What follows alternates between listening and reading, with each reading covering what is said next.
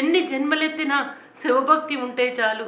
దేహం ఏదైతే ఏంటి, శివభక్తి ఉంటే ఎటువంటి జన్మ వస్తే ఏంటి అని నిరూపించిన మహిమాన్వితమైన పరమభక్తుని జీవిత చరిత్ర ఇది.